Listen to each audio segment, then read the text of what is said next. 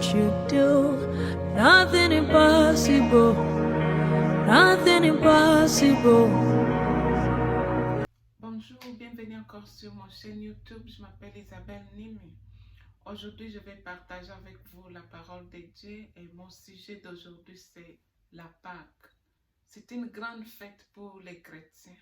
C'est la fête où nous avons été sauvés par la grâce. Une personne qui a donné sa vie pour toute l'humanité, pour que toi et moi, nous ayons la vie. Il a payé le prix pour que nous soyons libres. Lorsqu'on était enfant, si on suit toujours le film de Jésus, comment on l'avait fait souffrir, comment on l'avait crucifié, et ça me faisait toujours pleurer pour dire pourquoi on pouvait faire ceci au roi des rois. Aujourd'hui, ce n'est plus les pleurs. À l'époque, je pouvais dire si ce Judas existait encore, on peut lui faire aussi des revanches. Mais non, parce que c'était le plan de Dieu pour que nous soyons sauvés. Il fallait que Jésus puisse passer à travers cette condition-là afin que nous puissions avoir la vie. Et aujourd'hui, nous n'avons pas honte de parler de lui. Il était mort avec la honte pour qu'aujourd'hui, nous soyons libres de tout. Jean 13, 1 à 37. Avant la fête de Pâques, Jésus, sachant que son heure était venue de passer de ce monde au Père, et ayant aimé les siens qui étaient dans le monde, mit les combles à son amour pour eux. Pendant le souper, lorsque le diable avait déjà inspiré le cœur de Judas Iscariote, fils de Simon, le dessein de le livrer, Jésus, qui savait que le Père avait remis toutes choses entre ses mains, qu'il était venu de Dieu et qu'il s'en allait à Dieu, se leva de table, ôta ses vêtements et prit un linge dont il se ceignit. Ensuite, il versa de l'eau dans un bassin et il se mit à laver les pieds de ses disciples et à les essuyer avec le linge dont il était saint.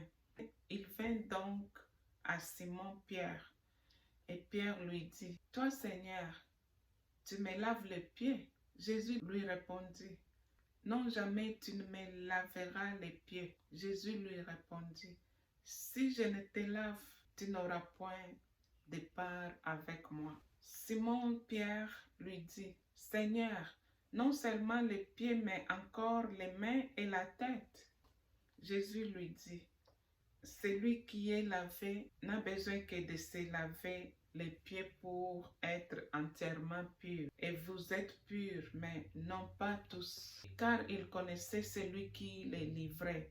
C'est pourquoi il dit, « Vous n'êtes pas tous purs. » Après qu'il leur ait lavé les pieds et qu'il y ait pris ses vêtements, il s'est remis à table et leur dit, « Comprenez-vous ce que je vous ai fait? Vous m'appelez Maître et Seigneur, et vous dites bien, car je le suis. Si donc je vous ai lavé les pieds, moi le Seigneur et le Maître, vous devez aussi vous laver les pieds les uns aux autres. Car je vous ai donné un exemple, afin que vous fassiez comme je vous ai fait.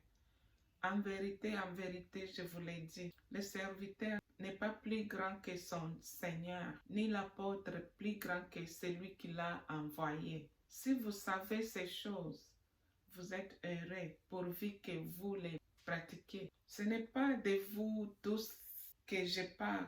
Je connais ce que j'ai choisi. Mais il faut que l'écriture s'accomplisse. Celui qui mange avec moi le pain a levé son talon contre moi. Dès à présent, je vous le dis, avant que la chose arrive, afin que lorsqu'elle arrivera, vous croyez à ce que je suis. En vérité, je vous le dis, celui qui reçoit celui que j'aurai envoyé me reçoit. Et celui qui me reçoit, reçoit celui qui m'a envoyé. » Ayant ainsi parlé, Jésus fut troublé en son esprit et il dit expressement, en vérité, je vous le dis, l'un de vous me livrera. Les disciples se regardaient les uns les autres, ne sachant de lui il parlait. Un des disciples, celui que Jésus aimait, était couché sur les seins de Jésus. Simon-Pierre lui fit signe de demander qui était celui dont parlait Jésus. Et ses disciples s'étant penchés sur la poitrine de Jésus lui dit, « Seigneur, qui est-ce » Jésus répondit, « C'est celui à qui je donnerai les morceaux trempés. » Et ayant trempé les morceaux, il les donna à Judas, le fils d'Iscariote.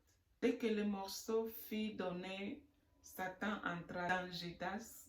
Jésus lui dit, « Ce que tu fais, fais-le promptement. » Mais aucun de ceux qui étaient à table ne comprit pourquoi il lui disait cela. Quelques-uns pensaient que, comme Judas avait la bourse, Jésus voulait lui dire, « Achète ce dont nous avons besoin pour la fête » ou qu'il lui commandait de donner quelque chose aux pauvres. Judas ayant pris les morceaux, se hâta de sortir. Il était nuit. Lorsque Judas fut sorti, Jésus dit, « Maintenant le Fils de l'homme a été glorifié et Dieu a été glorifié en lui. Si Dieu a été glorifié en lui, Dieu aussi le glorifiera en lui-même et il le glorifiera bientôt. Mes petits enfants, je suis pour un peu de temps encore avec vous. Vous me chercherez et comme j'ai dit aux Juifs, vous ne pouvez venir où je vais, je vous l'ai dit aussi maintenant. Je vous donne un commandement nouveau. Aimez-vous les uns les autres, comme je vous ai aimé. Vous aussi aimez-vous les uns les autres. À ceci, tous connaîtront que vous êtes mes disciples, si vous avez de l'amour les uns pour les autres.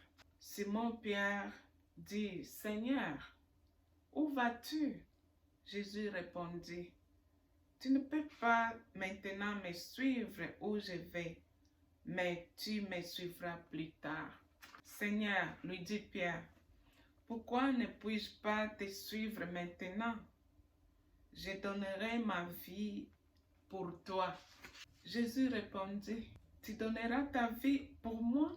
En vérité, je te le dis, le coq ne chantera pas que tu ne m'aies renié 3 fois. » Jésus, même sur le point de la mort, il a insisté pour l'amour du prochain. L'amour, c'est un fondement capital. Plusieurs personnes ils montrent l'amour seulement quand quelqu'un est mort.